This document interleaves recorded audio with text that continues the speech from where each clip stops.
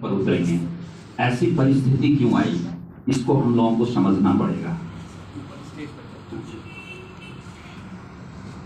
जैसा कि हम सभी जानते हैं कि शिक्षा और स्वास्थ्य ये सरकार की जिम्मेवारी है। सरकार का काम था हमको अच्छी शिक्षा देना और अच्छी चिकित्सा देना, लेकिन सरकार दोनों ही मामलों में विफल रही। अभी हम लोग यहाँ शिक्षा की बात करेंगे। सरकार के विफलता का मापदंड ये कोचिंग सेंटर्स है। ये कोचिंग सेंटर्स इसलिए आए कि सरकार अपने मिशन में फेल हो गई। आज आप इसको ऐसे समझिए कि सूरज जब डूबने लगा तो बहुत चिंतित हो गया। एक बार डूबते हुए सूरज ने जग से पूछा कि अब इस जग की रखवाली कौन करेगा। तो ये छोटे छोटे टिमटिमाते हुए जो शिक्षक समाज दिया रूपी हैं, ये तपाक से खड़ा होकर कहते हैं कि जब तक मेरे शरीर में प्राण है मैं कोशिश करूंगा। यानी मेरे कहने का भाव है कि हम शिक्षक समाज उस दिए की भांति हैं। जब मेरा ईंधन तेल खत्म हो जाता है तो मेरा अस्तित्व जो बाती है उसको भी हम जला के रोशनी फैलाने की कोशिश करते हैं और रोशनी फैलाते हैं। एक दिए का ये कर्तव्य होता है कि अगर उसका ईंधन समाप्त हो जाता है तो आप देखते होंगे अपने अस्तित्व को जला देता है।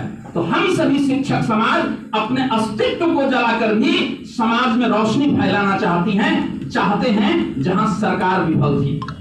अब इस बात को आप ऐसे समझिए, जब अंग्रेजों ने जब हम लोगों को गुलाम बना लिया तो मैकॉले के नेतृत्व में इस देश में एक सर्वे हुआ।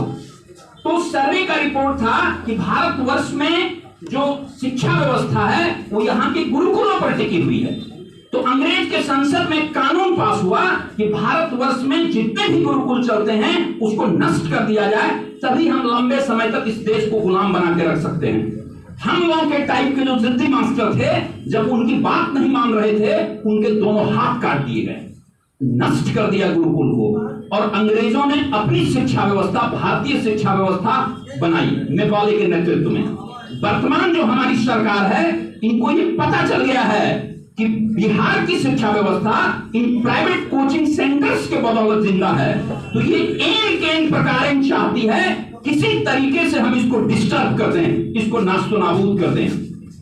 लेकिन जब शिक्षक समाज सड़क पर उतर जाएगा तो इससे बुरा हालात किसी प्रदेश के लिए, किसी राज्य के लिए नहीं हो सकता है।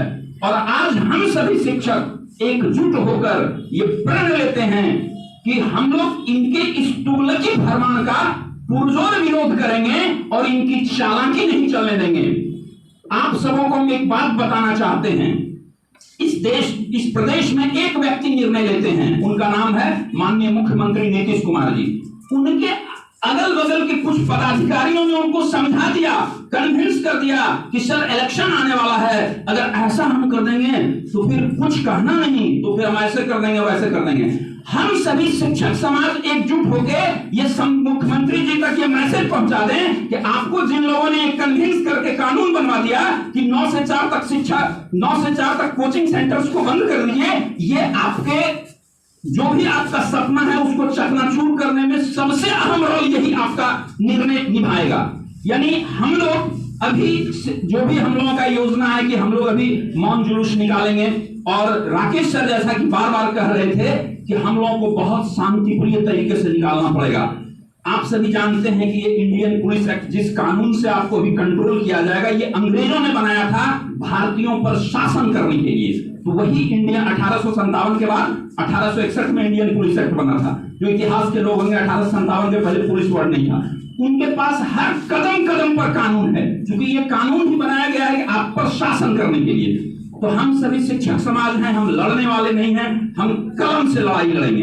दूसरी बात, हम एक बात और कहना चाहते हैं कि हम लोग इसका तो आज जो ये प्रोसेसन हम लोग करेंगे, इसके बाद हम लोग बहुत अच्छा कानूनी सलाह लेंगे और हम लोग कानून के शरण में जाएंगे, और यहां नहीं तो वहां हम लोगों को न्याय जरूर मिलेगा। इससे ज्यादा क्या अपमान हो सकता है एक शिक्षक के लिए, अगर उसका विद्यार्थी 9 बजे से 4 बजे के बीच आए पढ़ने के लिए और वो ये कहे कि बाबू हम तुमको नहीं पढ़ा सकते हैं, सरकार हमको इजाजत नहीं देती है। क्या यह देश मेरा गुलाम है? अगर कोई बच्चा मेरे से आता है पढ़ने के लिए और हम उसको ना पढ़ा पाए, इससे दयनीय स्थिति क्या हो सकती है। और हम सभी एकजुट होकर अगर ये प्रण ले लें आज, तो 15 दिन 20 दिन अंदर सरकार इस कानून को वापस लेगी। इन्हीं शब्दों के साथ हम अपनी वाणी को विराम देते हैं। जय हिंद, जय भारत।